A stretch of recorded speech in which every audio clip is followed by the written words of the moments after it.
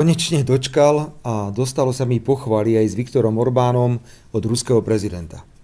Ani neviete, čo ma to stálo úsilia, tie každodenné telefonáty do Moskvy s prosbami, aby priletelo na moju adresu nejaké príjemné slovo. O to viac ma potešilo, keď ma v Bruseli vo štvrtok po diskusii o Ukrajine zastavil jeden zo západných premiérov a povedal mi uznanie tohto typu. Robert, Únia by potrebovala viac takých racionálnych bastardov ako si ty. Takže bol som pochválený na západe aj na východe. Ešte by to chcelo niečo zo Švédska, potom z Talianska, aby som mohol definitívne konštatovať, že naozaj sa mi darí robiť zahraničnú politiku na všetky 4 svetové strany. Teda takú, akú som vždy chcel robiť. Prepáčte, že takto odľahčene začínam. Ale dianie na samite v Bruseli a posledné udalosti na medzinárodnom poli ma nútia k niektorým vážnejším úvahám. Začnem však dobrou správou.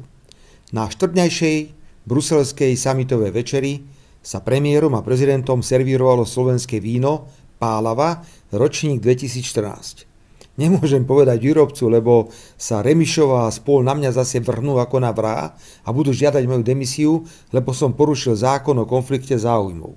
Podľa prázdnych pohárov som usúdil, že chutilo a slovenský výrobca, ktorého sa táto pochvala týka, sa môže tešiť, pretože Pálava bola naozaj výborná. Správu vo slovenskom víne na chvíľu dobre správy končia, ale nebojte sa, na záver mám ešte 3. Povedal v mojom vystúpení. Ak máme byť posadnutí, tak by sme mali byť posadnutí našimi vlastnými problémami, ktoré máme v Európskej únii. A ja chcem byť posadnutý Slovenskom a nie Ukrajinou. Preto bez akejkoľvek vnútornej kritiky, akejkoľvek vnútornej analýzy padlo včera rozhodnutie, že Ukrajina a Moldava v podstate sú krajiny, ktoré sú pozvané na otvorenie rokovaní, keď ide o vstup do Európskej únie. 2 roky ste nás krmili cez médiá, že Ukrajina tú vojnu vyhráva. 2 roky ste nás krmili. A teraz nás strašíte, že Rusko je schopné prekročiť ukrajinsko-slovenské hranice a napadnúť krajinu NATO. Kto má tomu veriť? Mali by všetci vedieť, že my pravidelne každý mesiac z Európskej únie posielame na Ukrajinu 1,5 miliardy eur. A teraz bol plán, že dať Ukrajine 50 miliárd na nasledujúce 4 roky, v pomere 17 miliárd hotové peniaze, alebo teda nejaké granty, a 33 miliárd by mali byť úvery a pôžičky. Skončili sme pri návrhu, že by sme mali niekde zohnať navyše, tuším, 22,5 miliardy eur. To sú tzv. Tie fresh money, peniaze, ktoré akože musíme niekde vyzberať. Ale z tých 22,5 miliardy 17 bolo automaticky určených na Ukrajinu. Boli sme svedkami tu, keď som bol v Bruseli, nechutného vystúpenia opozičných slovenských europoslancov v Európskom parlamente. Bolo to divadlo, ktoré vyvolali sami svojim podaním. A mňa šokovalo, keď som počul vyjadrenia typu, že zastavte platby Slovenskej republike a nech nedostane Slovenská republika európske fondy a nech nejde ďalšia platba plánu obnovy. Chodia títo slovenskí opoziční europoslanci po chodbách, po komisii, po Európskom parlamente a presviečajú predstaviteľov týchto inštitúcií, aby Slovensko za to, že sa rozhodlo urobiť zmeny v trestnom zákone, trestnom poriadku, bolo takto potrestané. Nebudem teraz ani expresívny, ani vulgárny, ale ak nepoznajú naši európski, slovenskí opoziční europoslanci porekadlo o tom, čo sa nerobí do vlastného hniezda, tak použijem arabské príslovie, ktoré hovorí, že ciká sa vždy zostanú von a nie dostanú. Viete, keby si našli aspoň nejaký ušľachtilý účel, prečo chcú poškodiť Slovenskej republike. My sme žiadali, keď zomierali ľudia vo výkone väzby, žiadali sme, aby Slovensko bolo postihnuté finančne, že nech všetci zdoknú od hladu, lebo sa nám to hodilo vtedy účelovo.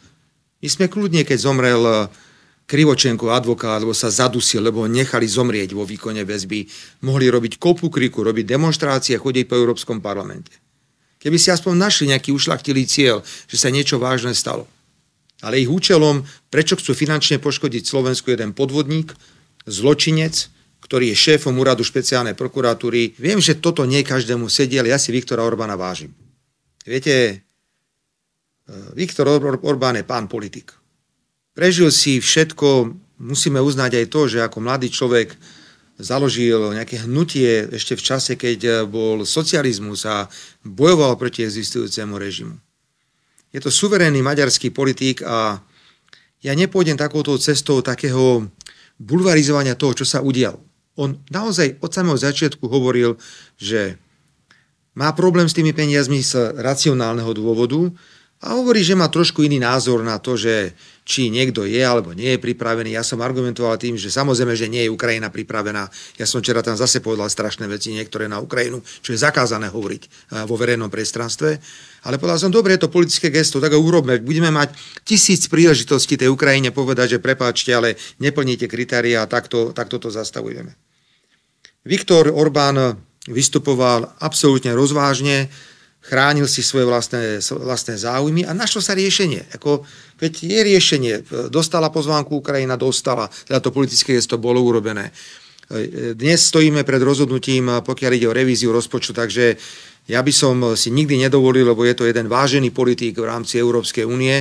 Ja viem, že tu sa v Európskej únii nenosí, keď ste príliš suverénni. Musíte sa zväčša držať toho jedného správneho názoru, ktorý je, inak vyrušujete tých veľkých hráčov. Toto je tiež štýl politiky, ktorý aj ja robím a mne sa páči, takže ja by som nešiel do detailov. Dôležité je, veď poznáte heslo jedno, či je mačka biela alebo čierna, dôležité je, že chytá myši. Čo je ale najhoršie, a to je taká, by som povedal, pokrytecká tvár Európskej únie. Viete, my nie sme schopní nahlas povedať napríklad ani to, že za 2 mesiace v Gaze zomrelo viacej detí ako za celý rok 2023 na celom svete vo vojnových konfliktoch. Bojíme sa povedať, že tam je 20 000 obetí, že tam je katastrofálna humanitárna situácia.